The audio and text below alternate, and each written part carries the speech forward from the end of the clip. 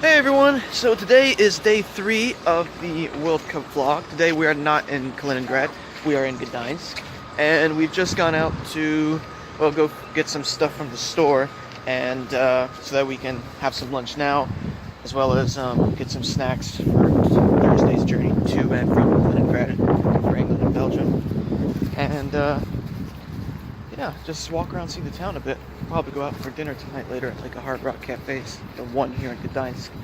Believe it or not, that's pretty cool. So yeah, let's see what the town of Gdansk has to offer. Okay, so we just went to the store and got some stuff. Well, let me just say,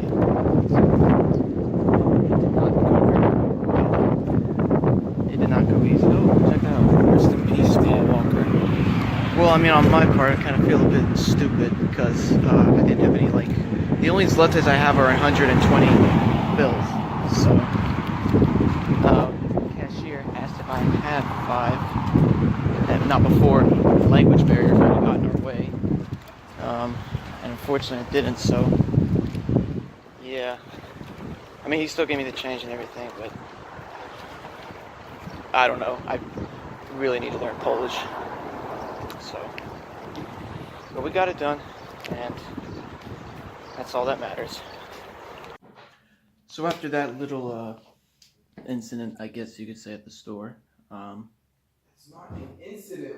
The guy asked you if you had 5 zlotys and you didn't say yes, that's it. what are you getting all hostile for? Non, mais c'est pas trop style ça, mais t'es malade. Are you mad, bro? No. Okay. Why are you filming? This is for the vlog. I thought you said you're okay with it. Yeah. Okay. I don't know why he's getting mad for. But anyway, so what was it? Yeah, so what I was gonna talk about was my reaction, or I guess my feelings to when I first got into Russia yesterday. And I'd say it's probably mixed feelings. Um so like basically I'll start with, I guess, what made me didn't feel so positive about it. Um when we got to the Russian side of the border, going through there. There we had to stick around for a while, even after they checked our passports and everything, because one of our passengers had like a little, I guess, misinformation on his fan ID or something like that. But he was in the end he was able to get through. But basically, that's the reason why we ended up waiting there for over an hour, or at least that's what it felt like. But stuff happens. A lot of people, I guess, from the border guards to the police to just some Russian citizens in general, I noticed weren't smiling a lot, but that wasn't really a surprise to me. It's just the way it is there. It's just kind of expected. It's nothing personal. But some Russians did smile, so it's not like they all don't do it. But anyway, once we did cross the border and got into the city of Kaliningrad, we were stopped, I believe, twice by the Russian police. The first time, one of them came on board and simply asked, he spoke English, and asked, we to the whole, everyone on the bus, that we were staying in Kaliningrad later that night. We said, no, we're not. We're coming back later that night and everything. He said, okay. His partner, I guess, behind him, I was holding up my U.S. passport, and he, as they were walking off, I saw him looking down at it, and he spotted it and stopped for a second, and I got a little bit nervous there. I guess he said something like oh, American or whatever, but then his partner behind him was like, yeah, American, and mentioned other nationalities on the bus too, so it was no big deal. Then we later on into the city. That was the second time we got stopped by the Russian police. Not as long as the first time, but I'm not sure what the second time was about. And then we ended up waiting in traffic for over an hour or so. It was funny, there was an ambulance needed to get by, and they ended up going on the other side of the road, but a white SUV followed behind them too. Um, I don't know what that was all about. Um, so let's see. Yeah, it was basically mainly the first good hour or so into Kaliningrad. It was either just being stopped by Russian police or sitting in traffic. But we figured out later, like the reason why the whole traffic was being held up was because, like it was just a officer controlling traffic, but it was like at this intersection, but on the other side of the intersection in the flow of traffic direction we were going in, it was cut off. But like they were only allowing certain vehicles going through there. I think it was like tour groups and all that. So fortunately for us, we were able to go down that road. And we had to get off somewhere, and our tour guide took us to the meeting point where we would meet later after the match. And that was pretty much it. So then we headed up to the fan park and getting there just in time for the Russia-Uruguay game. So basically, overall, this is like what I'm going to go on is mixed reactions about this. Was because like once we were standing, or once we got through, like as we were at the security of the fan zone, the Russian lady police officer did not. I mean, she didn't look like she was happy, but I saw she was like somebody was disputing something with her before. But she knew we didn't speak any Russian, so we weren't really talking to each other. She just wanted to like look inside in my bag, see that our phones actually work just simply by turning them on. So that was that. Then the rain came down, and we left at about halftime to go to the stadium. And I mean, as we got closer to the stadium, there were like people with host city volunteers had these foam fingers giving high fives out and all that. So that was pretty cool. That's the part I was impressed with. Oh, but before that, we did stop to have lunch at like some small little kebab place. Like it's a small little business, like literally just a cashier and a lady making the food in the back. But the cashier did speak English and all, so that was pretty cool of her. But also I noticed like other customers around, like there were a few Russian police officers who came in and like ordered lunch, I guess. You know, no one was really like smiling at each other, or they didn't even say thank you in Russian to each other, or maybe they did and I just didn't hear it. But I don't know. Again, that's like I guess when I learned about how smiling at people isn't kind of the common thing there. I guess it's something that should have been expected of me. However, because it was rain still coming down when we left the fan zone, we went into this little shop to see if there was like any ponchos or anything in there. And the lady in there, she was really nice. She didn't speak English, but she knew what we were talking about. And she showed us she had an umbrella. The umbrella was a little bit too expensive for us, but I just said thank you in Russian anyway, spasiba to her, and I guess she said like you're very welcome back or whatever. So she was smiling and everything. So that was pretty chill of her. And then during the game, there's actually a Russian guy sitting behind me, and since I had my German flag out, he was telling me about how he used to live in Germany, and so it was pretty cool. We like shook hands and everything, so that was pretty cool as well. But before we actually got into the stadium, there's like these little gates where you have to scan your fan ID first and then your ticket. And the volunteers there, like, he started speaking to me in Russian first, and he was like, "Oh, you don't speak Russian?" I said no. He's like, "Okay." So then he spoke to me in English, but the way he was saying it was kind of like he had like read it off a line, which I mean, it's okay. I mean, English isn't his first language, so I can't really blame him. But at the same time, the way he was explaining how to, you stick your fan ID in and then your ticket next under the scanner sounded very professional about it. So, and by the end of it, he said, "Okay, now you may pass. Enjoy the game." So, I mean, you can't really complain about that. I thought it was pretty cool. And then going through security to get into the stadium, you have to put your bag and your flag on a little X-ray machine. Walk through a metal detector, they pat you down. Same thing, you had to turn on your phone. They wanted to like just open my wallet up just to see there's nothing there. They didn't look through it, just open it up. And then like hold up the flag, I guess, to make sure there's nothing like discriminatory on it. Which I mean, it's not something I'm used to considering going to like sports events in like the UK, France, Germany, and in the States. But I mean, it's Russia, so I'm not saying that's a bad thing. I just different security standards, and that's perfectly fine. Now we know what to expect for Thursday's game, so I'll be more prepared.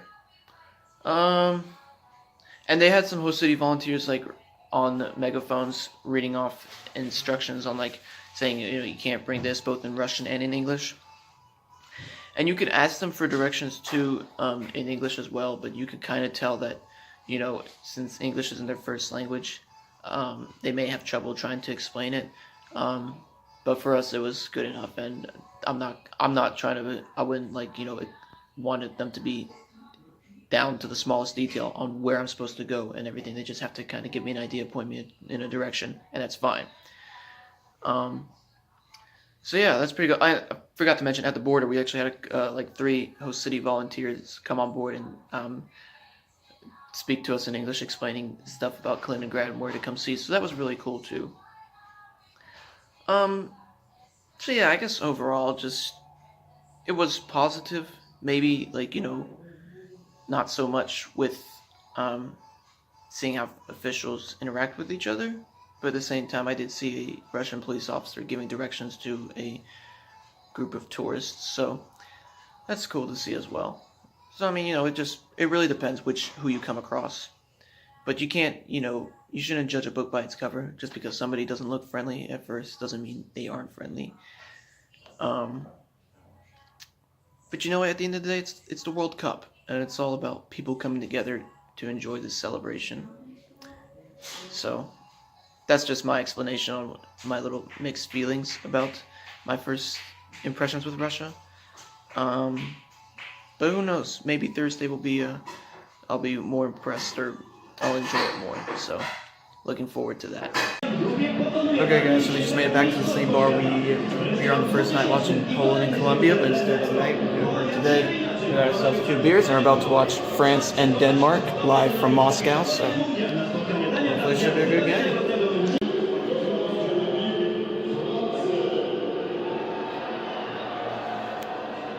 Allons enfants de la patrie, le jour de gloire est arrivé. Contre nous de la tyrannie, l'État sanglant élevé, l'État sanglant élevé. Entendez-vous dans les campagnes ruger ces féroces soldats? Ils viennent jusque dans vos bras, égorger vos fils et vos compagnes. Aux hommes citoyens, formez vos bataillons, marchons, marchons, car sang impur abreuve nos sillons.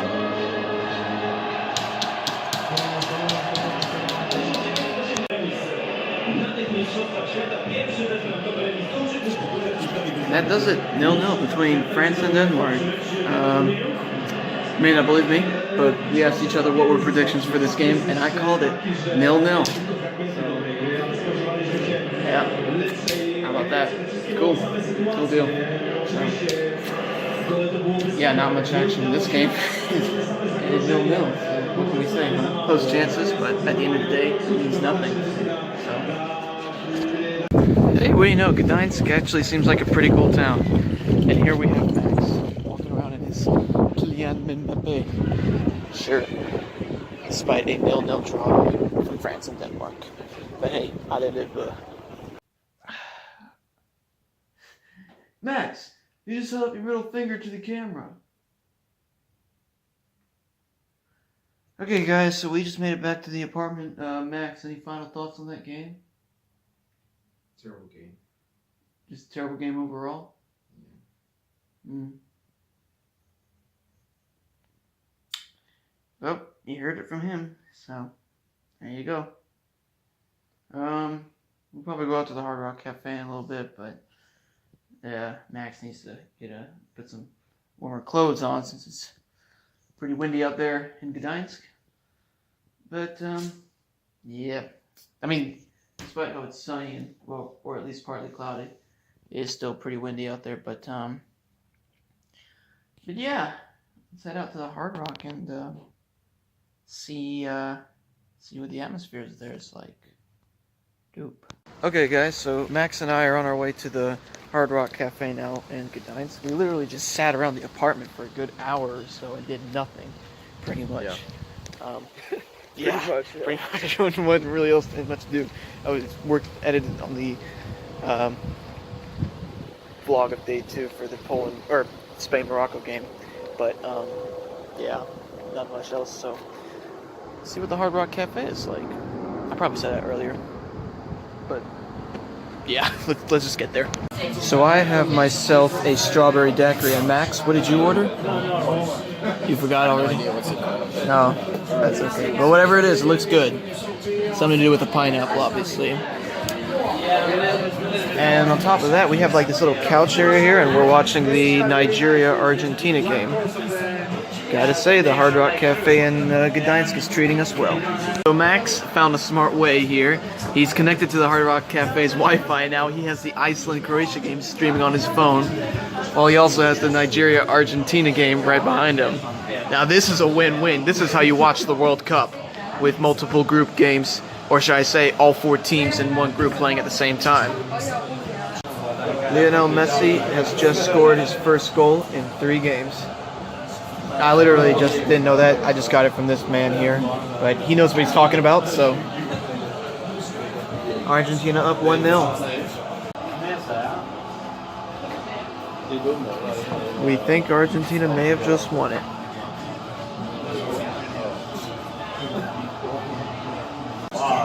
And that's it for Argentina. 2-1 win. And they're through to the round of 16.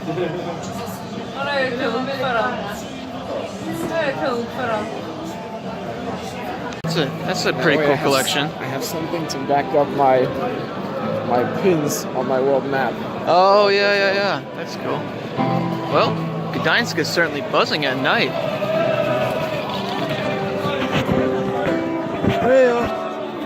You know your vodka. Oh, England's going all the way. So after some food at the Hard Rock Cafe, Max and I are just chilling out at this another little restaurant outside. We got some England fans over here, hanging up the flag right there. They're making their presence known here in Gdansk, and it's awesome. Okay, guys, so Max and I were just walking back to the apartment now after having a pretty fun time at what we thought we were just going for, like a just casual beer. England. Obviously joining in with the England fans and doing all that singing. It was cool though. So, and then some Belgian. We before we went to dinner, we ran into some Belgian fans who were just sitting having drinks too, and they saw Max's France jacket. Anti-français. Yep, started chanting that, mocking him. But they were chill about it though. I mean, they were just joking around and it was all good. Then they showed up later at the same place we were just having a beer at, and yeah. So that's what football's all about. Exactly. Or soccer for all my friends back in the U.S. I was just about to say something about where U.S. didn't qualify, but I don't know. I feel like that'd be a bit harsh if I said that. But yeah. So I guess that gives us a good idea of what the bus may or may not be like on Thursday. But the England fans and the Belgian fans are here in Gdansk, that's for sure. So anyway, guys, I'm probably going to end the vlog here, and I'll catch you tomorrow for another, or I'm going to try to get this vlog uploaded tonight. What's tonight? 26th. Yeah, 26th of June. So yeah, that's what I'm going to try to do. And then shortly you'll see the vlog, hopefully for June 27th, which will be just another day in Gdansk. So tonight is June. See, look. Well, it's officially June 27th now on the time zone Gdansk is in. I believe it's Central European time. So there you go. But yeah, it'll probably just be another day of going around Gdansk for a vlog. We want to go to that same bar we went to earlier today for the France-Denmark game, for the Germany-South Korea game, and then we want to try this Polish restaurant for dinner. So that should be fun, and you get to see all of it. So thank you guys for watching, and stay tuned for the next video. All right, guys, see you soon.